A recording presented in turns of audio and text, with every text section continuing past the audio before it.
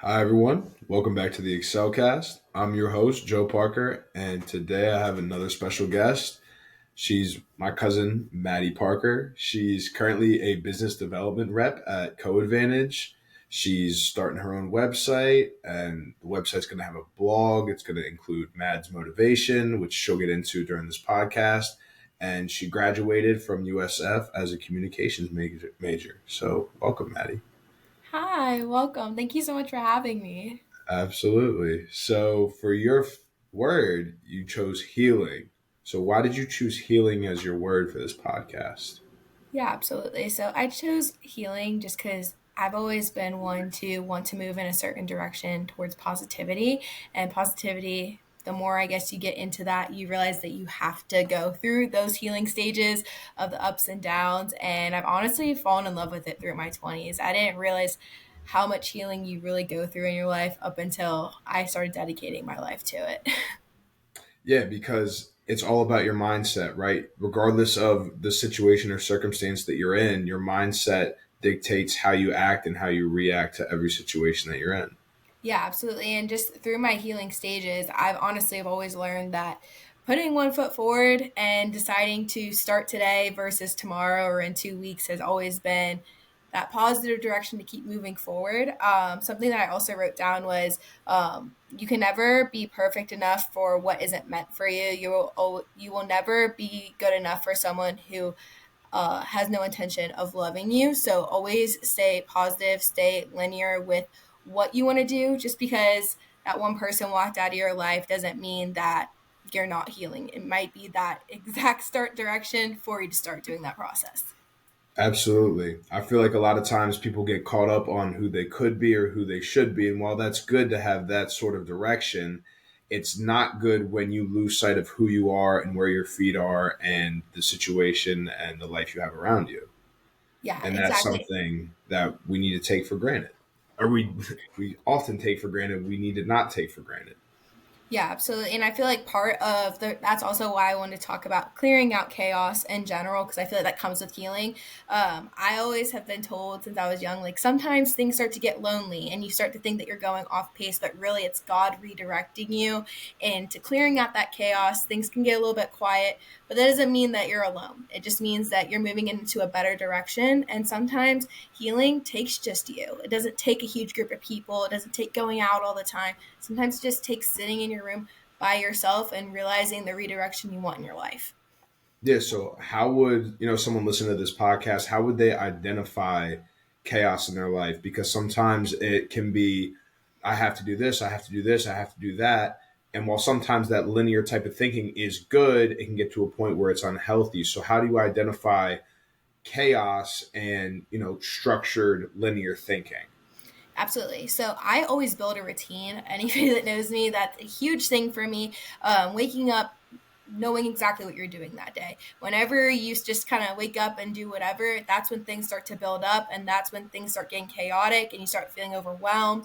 Like if you're in school and you're waiting to the last minute to get all your homework done, then things get chaotic. Like then go grocery shopping. Okay, now I don't have my meal prep ready for the day. And I feel like for me, being linear and not being in a chaotic state is like waking up, journaling, meditating, going to the gym, having a rhythm for the day. Whenever you have a rhythm, it's really hard to start getting things chaotic because you're just thin. You're starting to work through your day and know where you're going to go. That's a fantastic point. And you touched on positivity earlier and how you stay positive through all those things and with that routine. So, how can someone who's listening to this podcast become positive? Because I feel like people often think of a schedule as binding and not as freeing. So, can you speak on how a schedule frees you up rather than restricts you, as most people think?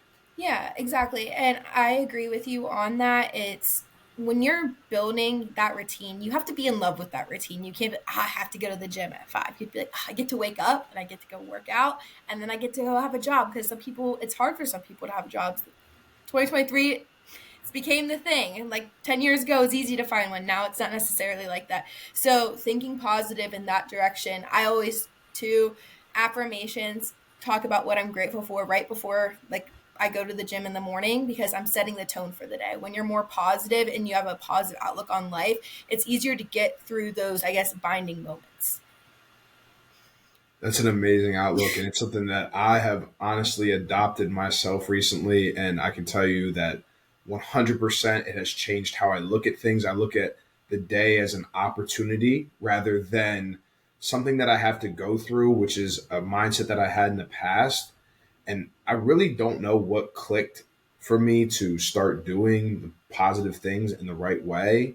But what inspired you personally to start your website and your blog and Mad's motivation and all those things? Like, what was it, something that triggered you, or was it just a feeling of, hey, there was a time where I needed it, now someone else needs it, so let me do that?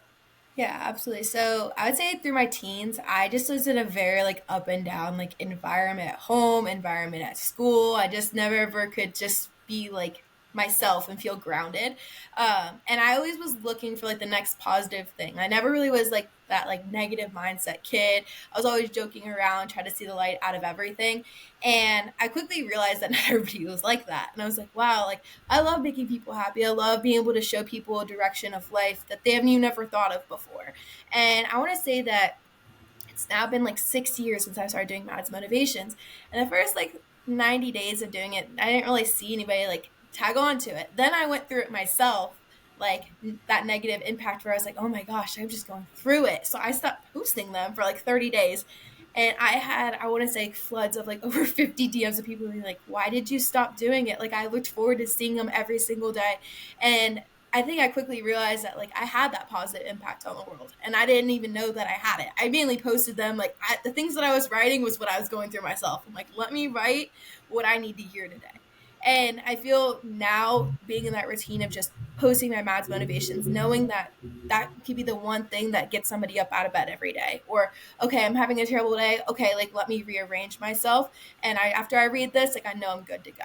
Or even knowing that it's like life isn't that bad. Like, okay, like I can get up, I can choose to be in my routine, I can choose to be positive, I can choose to love my job. And I think a lot about life is just choosing what you want. And it coming to you and you talking in a positive direction. I've always been like, whenever I'm like, oh, life sucks. It's crazy because then life sucks. But when I'm like, all right, like I can do this, I got this, next closed deal, like it's coming for me. It's just crazy that positivity just like attracts to me. And something big on, I guess, staying out of that chaotic state is I got used to setting boundaries for myself, like through the day, not even like towards other people, just for myself. Like, you will go to the gym because you will be a lot happier. You will journal because tomorrow you will thank you. It's like you will try your best at work because in the next 90 days, like you're going to crush it. And it's like constantly talking to yourself in that positive outlook. You not only learn how to respect yourself, people learn how to respect you. And that was a huge thing for me. Yeah, and I think choices, something that you touched on, was a big thing for me because I felt like for a while I wasn't choosing anything. It was just I was told to do this, I was told to do that, especially with teachers, coaches, parents.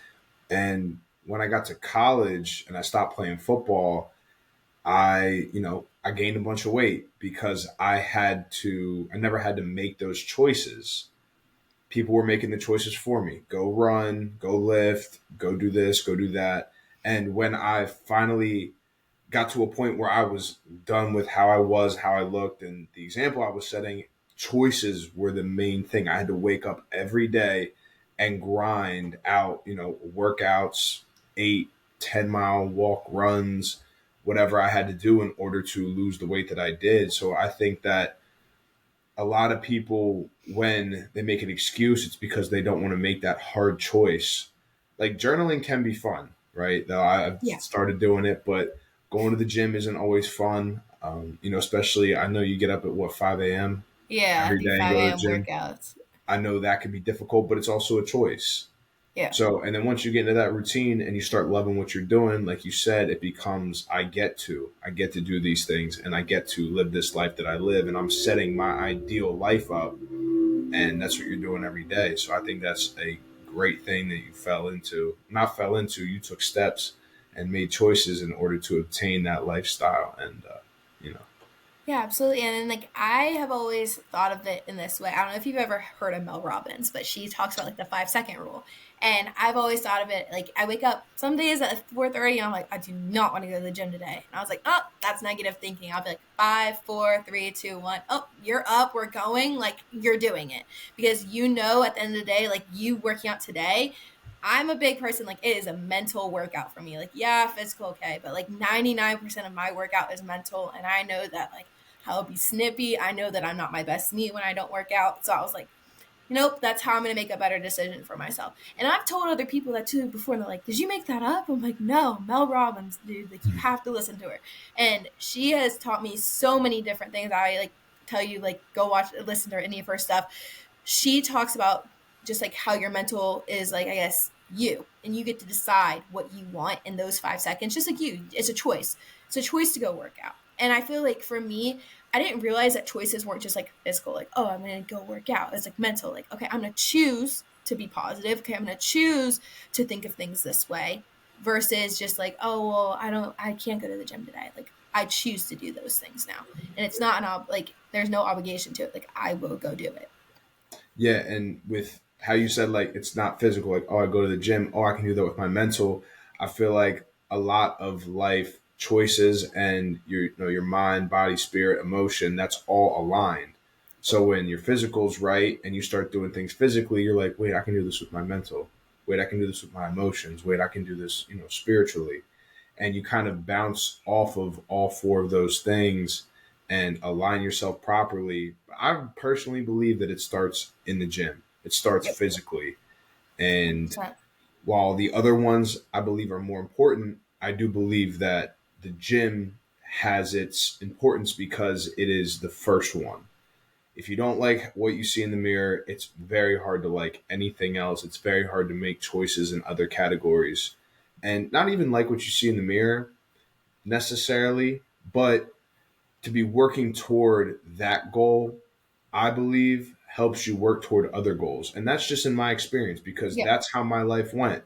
I was doing nothing, playing video games, sitting around watching TV, eating whatever I wanted. And then once I started to do things physically, is when my mental got together, my career path started focusing, I started to do better in school. All those things started to line up once I got my physical ready. So it maybe not be the same for everyone, but for me, it was definitely like that. And I feel like food has a lot to do with that. For me, like, if I'm eating like crap, like, I feel like crap. Like, and I Hmm. always tell people like, oh, I don't have the time, Maddie, you don't get it. Like, I work 12-hour shifts and I'm always like, make the time. You're not that busy. 24 hours in a day, like, you can make the time to meal prep. You can make the time to go walk outside. Like, it's honestly not that difficult. It's a choice. If you're going to keep complaining about it, it will never go anywhere. I'm always like a big thing of like, I'm right now, like, I give myself a word each month to focus on. Mine is complaining this month because I always Mm. like find myself like, I don't want to have to do that. And it's like, well, I get to. So why are you complaining about it? There's some people that can't even do what you want to do today. So that's my one word. I think last month, I think it was like loyalty to myself and like how I talk to myself, how I'll move forward towards my friends and my family and that loyalty in those relationships. So I've focused on that. I've been doing that for about 6 months now, or just choose a word on the first of the month. I write about what it means to me. By the end of it, what it should look like to me, and then I write about it every single day. So if you don't know what to journal about, choosing something like that can help. There you go. And I actually recently heard something that said you take a Wednesday, and on that Wednesday, every time you complain, you put a quarter in the jar. Now, the putting the quarter in the jar is not going to bankrupt you, right? But what it's going to do is you're going to count up all the quarters and you're going to be like, wow, I really complained that much just in one day. And oftentimes we don't realize how much we're complaining, even if it's just about something very minute that happens in the day. You're in traffic, someone cuts you off. Oh, I've caught that's myself doing me. that before. But when you're conscious enough to be like, wait, hold on, I'm not going to do that, that actually builds character, believe it or not, because you're able to control your emotions. You're able to control that quick reaction. And I think that's what complaining is. We just say how we feel right in the moment and don't say, hold on, maybe this is a blessing. Maybe this will help me in this way. This is an opportunity because now I get to learn how to do this and things like that. So I think, working on not complaining and just seeing how things work out. I don't know if you've ever heard this story. There was a farmer and his son, he something happened with his horses, right? His horses got out, and they're like, "Oh, like that's a tragedy." And they were like, "He's like, we'll see." Then his horse came back with three other horses. I'm like, "Oh, that's fantastic." And I'm like, "Oh, we'll see." And then his son was breaking one of the horses, and the horses knocked him off, and he broke his arm. And they're like, "Oh, that's awful." He's like, well, "We'll see." And then the army came to get kids his age, but he couldn't go in the army because his arm was broken. So like the moral of the story is that you never know what's positive and what's negative. Just see how it works out, and all you can control is how you react to the situation. That was a big thing for me. I like your story. It was nice. When I was growing up, my grandparents literally, I would be like, "Gosh, why does this keep happening to me?" I would say I used to be a drama queen. I still am a drama queen. But I used to, gosh, why is this happening to me? And now I'm like, gosh, how is this happening for me? Like, where is this going to bring me? Like, yeah, oh crap, this sucks. But okay, this situation that I'm in, how is this going to help me grow into who I need to be? And it can be just as small, I guess, as like someone cutting off. Gosh, why is that happening to me? 5 minutes down the road, you see somebody like turned over in a car accident. Like, oh, that could have been me. Like, I'm happy. Thank you for cutting me off and this not working out for me. So just the small things. I think also for me is in building your routine is choosing what you want in your routine. Like, what do Mm, you want it to look like? Some people are like, I cannot wake up that early and go to the gym, Maddie. Like, I am a 6 p.m.er. Like, I am there late at night. Like, okay, well, at least start the day with positivity. Write about it. Are you going to tell yourself in the mirror about it? And I always tell people that, like, if you don't feel like you love yourself or you struggle with that, like, tell yourself in the mirror because you're looking yourself directly at you and it will build that character that you want to be. That's kind of like just my advice on it. And then for people that, like, or before they go to bed, I am not on my phone like 30 minutes before I go to bed. I'm off mm. of it, no social media. I'll write, I'll read, I'll do something, but I'm not going to sit there and fall asleep with a screen in my face. Doesn't help me sleep. I'm waking up wondering what I'm about to say to somebody else. My phone's on do not disturb. Like, my sleep is my sleep. Nobody's gonna interrupt it. I also need my full 8 hours or I just don't function. I feel like sleep's a big thing too. Something that I didn't really pay attention to a lot growing up. I would be kind of like proud of myself if I got like 3 hours of sleep and I could function. Now I know if I'm getting less than six, or 6.5 less than six, that it's not going to be the best morning. I try to make it the best morning though, as best I can, but I know I'm going to wake up a little groggy because I try to wake up at the same time every day just to set my circadian rhythm. No Yeah. matter when I go to bed, always try to wake up at the same time. And you had mentioned, how you used to be, a drama queen, as you put it, and still Still I are. am sometimes. I won't lie. But you did mention that you switched from, "Oh, why is someone cutting me off?" that mindset to, "Oh, well, thanks for cutting me off." And I feel like a lot of the times people get caught up in the chaos, as we mentioned earlier, and that chaos can kind of take advantage and control of them to the point where they can't refocus on their goal and their mission. So, how does someone who is lost in that refocus themselves? What's one quick thing they can do or a process that they can do that you've learned that has helped you? So I use something called an 80-20 rule. Have you ever heard of that?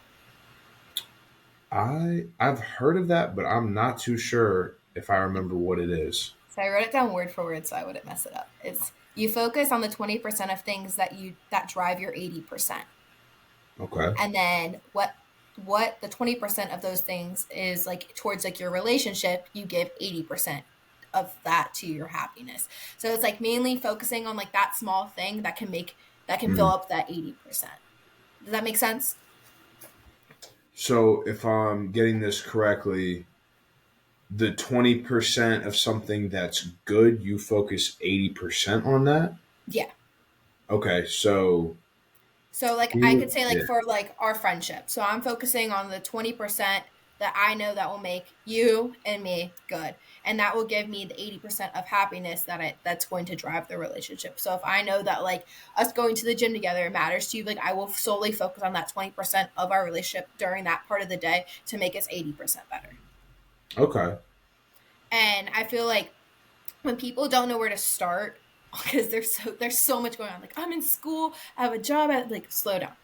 Choose one thing a week that you're going to focus on. Is it going to be positivity? Is it going to be going to the gym once a day? Is it going to be like trying your hardest at your work? What is it going to be? Choosing one thing a week and solely focusing on that. When you start adding in like 3 to 4 things, your mind cannot keep up. Your mind is made to focus on one thing at a time.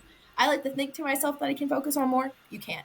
Focusing on that one thing. So like mine, choosing positivity. Okay, like when something bad happens to me, I'm gonna stay positive. And that's training my brain to see the better in everything every single day.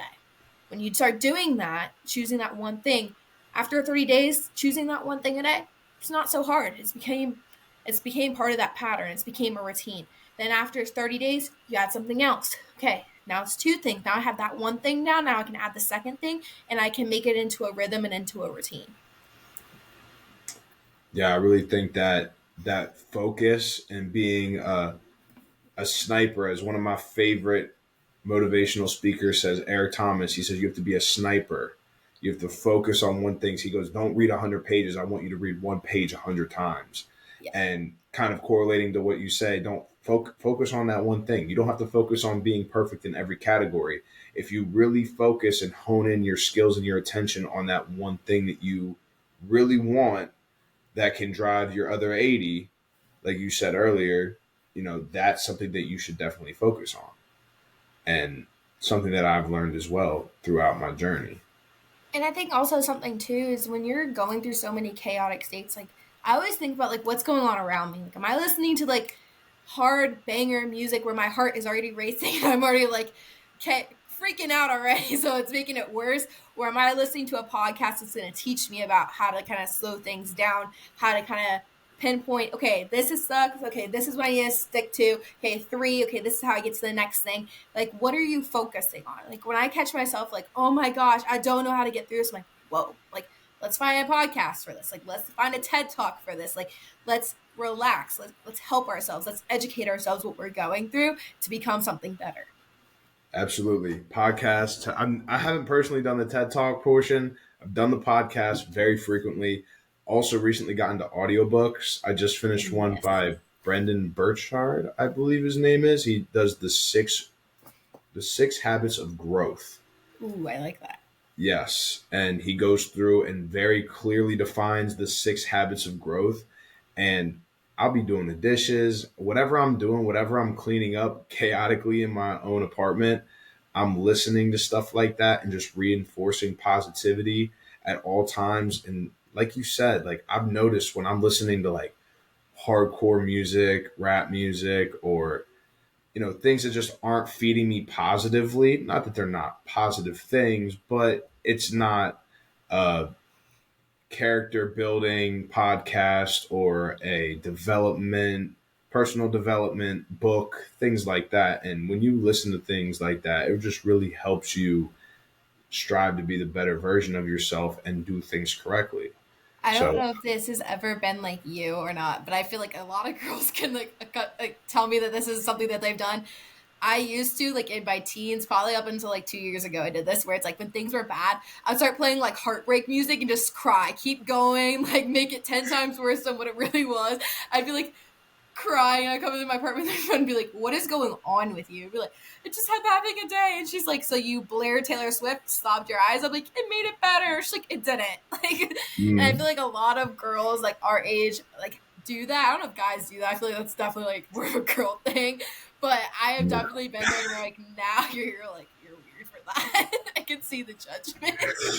But now I'm like, yeah, I'm not gonna do all that. I'm like, I don't even listen to my sad playlist anymore. I'm like, all right, I'm gonna put on a podcast or I'm gonna put up like, I don't know, a happy song, Happy by Pharrell Williams. I'll put that on. Something better than sad playlists.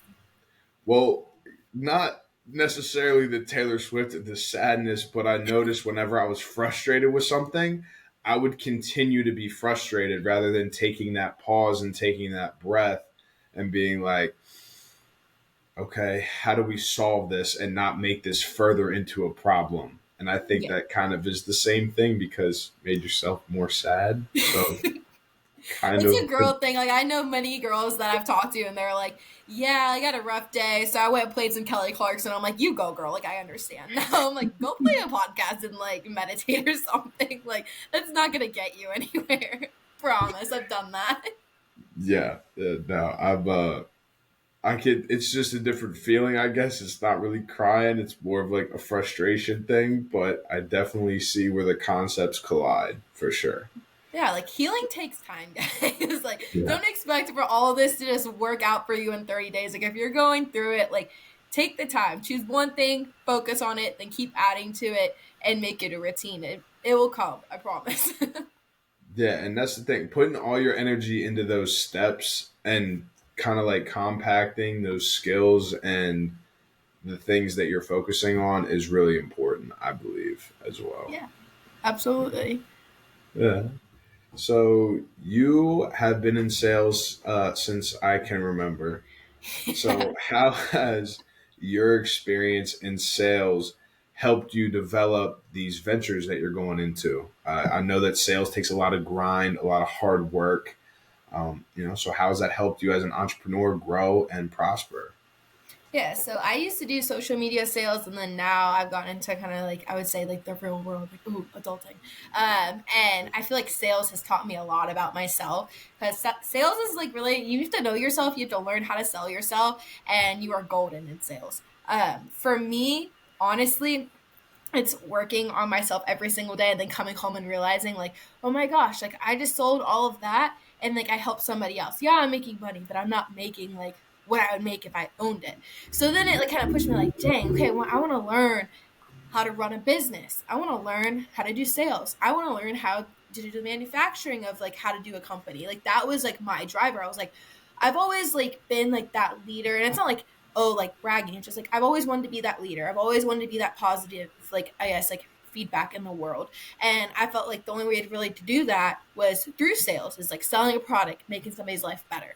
And then I quickly realized, like, okay, well, yeah, it's awesome to sell for other people, but I want to be able to sell for myself. I want to be able to sell my own product since I already know how to build myself. And like, if you're not in sales, trust me, I tell you this, sales will build you. Sales will build you to have that confidence. Sales will teach you how to be like yourself. Sales will teach you, I guess, honestly, how to sell yourself in general, not even sell the product. If you know exactly what you're talking about and you know how to be, I guess, like positive into that direction, like you could sell honestly anything.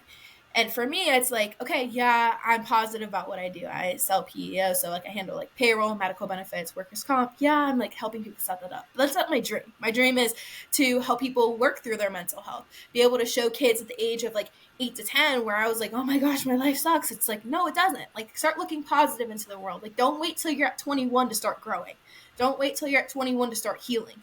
Because at the end of the day, what I've always learned, and I know you've always learned, like our parents are very similar, or at least our dads are, it's like they're doing their best, man. Like, they don't even Yeah. know, they don't even realize that what they're doing is gonna make it harder for you in their future. They're doing their best. They think that they're trying, and for me, it's like I want to show kids and that generation like this is how you heal. This is how you can take care of yourself. Like you don't always have to depend on mom and dad. And something that I'm really grateful for, like I've learned in my sales process is that like I can depend on myself, but I also can depend on God. And that was something huge for me. Like when my parents split when I was young, is that okay? Well, like I can't always depend on mom. I can't always depend on dad. I can depend on myself, and I can depend on God. And at the end of the day, that's what's going to make me a better person. And I feel like the generation is just like crazy. Like I see like 12, 14-year-old girls like dancing on TikTok. When I was 12, I was dancing to Hannah Montana. Like we are not the same girls. Like so I feel like generations are speeding up to where like they want to be better. And I feel like it's our job and our generation is to show them how to be better. And that's definitely my driver and how I want to like impact the world. Absolutely. And just speaking on like parents and kids who like have struggles with their parents, one thing that helped me like I guess kind of build relationships with my parents and heal that relationship that I have with my parents is realizing that they're just bigger babies. And not like that they whine or anything like that, but they are a child who was put into this world. They were a blank slate. They had a bunch of experiences that made them who they are, and they're just trying to do the best with what they've been given. They're just older, and yeah, they have experiences, and yeah, they try to share and help us, with the best of their knowledge, but at the end of the day, they're still, this blank slate that was given the human mind, and the human mind's a very complex thing, and they're still trying to navigate it. And while they're still trying to navigate it, rather than just focusing on themselves, they also have to make sure that we're all good too. Yeah, And exactly. it's a lot. I mean, I just have a bulldog, and it's a lot trying to get him to do the right thing, let alone a Talk, whole Dad. human being. You know what I mean? So definitely realizing that they are just trying their best, and everyone around you's trying their best. No one is out to get you. No one's out to hurt you. Exactly. Everyone wants the best for you, and everyone wants something good. Even, people who do you wrong, like they want something good. And if you just know that God got you, God will pay you back, you can just kind of let it go, see it from their perspective. If someone steals from you, they never talk to you again. I forget what that movie is. Um, what's it called? Anyway, it's a movie. This dude steals $20 from the guy, and he goes, "Oh, he's been avoiding me. He's not paying me my $20 back." And he goes, "Okay, you just spent $20 to get rid of someone you don't even like. So who really cares?" Yeah. Like, And that was that's my biggest thing is too is like both of our parents and like everything else. My parents have like, yeah, they've had their ups and downs and stuff, but they've always taught me to love other people. They've always taught yeah, me to be the better person in the room. Doesn't matter how people treat you, you treat them 10 times better than how they just treat you like crap. And you're always there for people and you love hard. And I feel like that's something that I used to think was really bad, like about myself, like God, I just care about everyone, no one cares about me. And I didn't slow down enough to be like, wow, that's the blessing God's giving me, is to show the world that like not everything's so bad, like you can be that positive light. And that's why like I love your site that you had. It's just like being the light and seeing the positive in everything.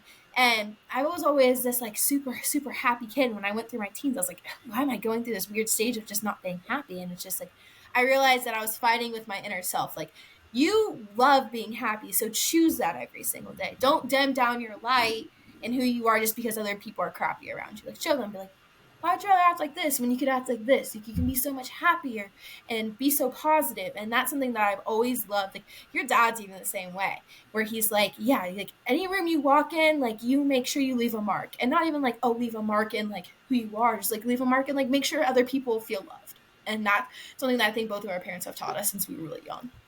yeah. One thing that I definitely know that, um, you know, my dad has always taught me is that, especially when it has to come with money, like money comes and goes, you can definitely make an impact on someone. And the feeling that you get when you sacrifice for other people is, some people say, "Oh, it's not really a sacrifice because you feel so good."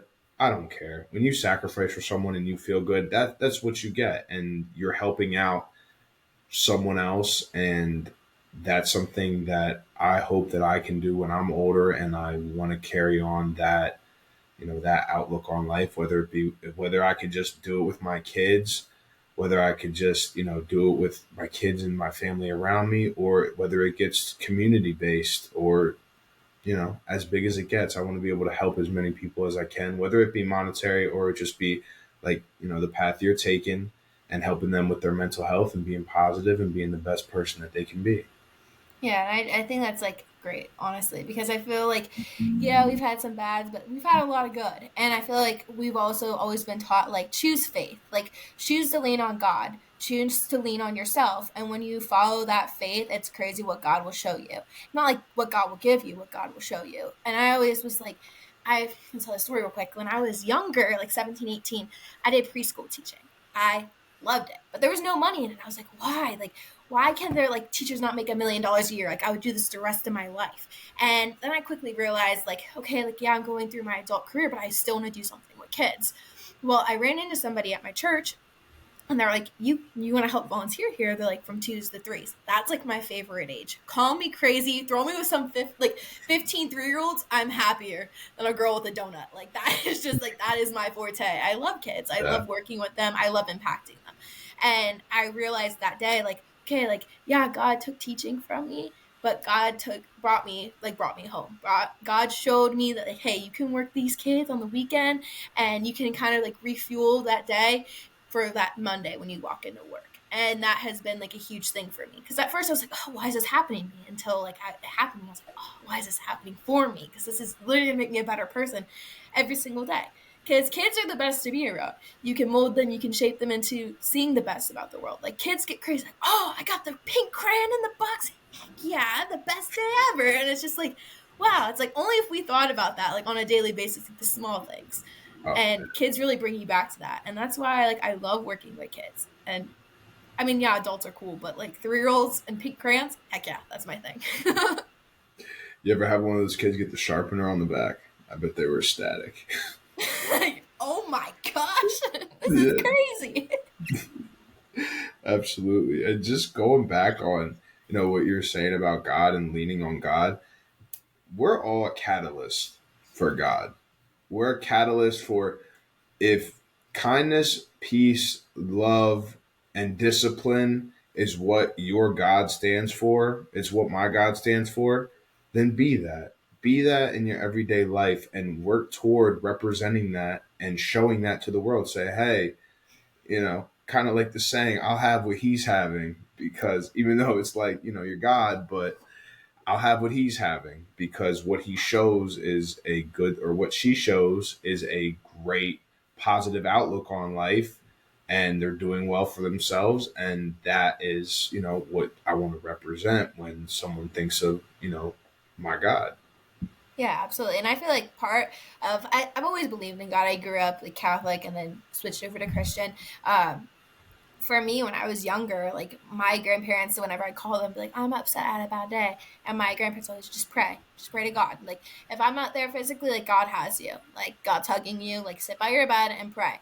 Because at the end of the day, like when you have like that, like, I don't know if somebody has ever had like that divorced family ship, or it's like they're so busy focusing on themselves. It's like, well, I want to focus on me. And how am I going to get past this? It's okay, well, I'm going to lean into God. And that was a big thing for me when I turned 21 and I got rebaptized. I was like, okay, well, things are getting a little lonely. Like, God, are you sure this is like the right path? Like, ooh, I'm losing all my friends. Like, I just lost like my ex. Like, what's going on? Like, I just feel lonely. I don't know what's going on. He was healing me and showing me how I could do it all by myself. And then when you're healed and your bottle's filled up to the top, you're able to pour over and help everybody else around you. And that was like a really like wow moment. Like, okay, like I know exactly why these past 90 days were like really rough, but now I understand why it happened to me and like for me. Absolutely. Yeah, I've heard a saying that an arrow can only be shot when it's pulled back. You can't shoot an arrow without pulling it back. And I feel like that is something that, I don't know about you, but I didn't really understand when I was younger. I didn't understand that concept fully. I just thought that life should be, easy, not easy, but, oh, like, yeah, easy. Let me just, I could just get through today. Get through was like my mindset. I'll just get through today. I'll go to bed. I'll do whatever I want. I'll go to bed, and it is what it is. I didn't really fully grasp the concept of life. And I feel like I got pulled so far back that it just shot really far. And, yeah, when you're in that place, though, it's a really tough place to be, and a tough thing to do, to accept Yep. where you're at. But once you do, and once you take accountability for where you're at, I mean, I think, like, even though I was 341 pounds, like, I thank that guy at the same time, because that guy could have kept going the other direction. So Absolutely. that's And something that I'm really thankful for. yeah, absolutely. And I think something big that I focus on is healing isn't always positive. Like healing sometimes like how you're saying about the arrow, sometimes it launches you all the way back and you're like, oh my gosh, like things just keep getting worse and worse. I don't know why this is happening for me. And that's why you go, okay, this is what's happening for me. Yeah, it's a little bit worse, but this is what's gonna launch me into like the next direction and who I want to be.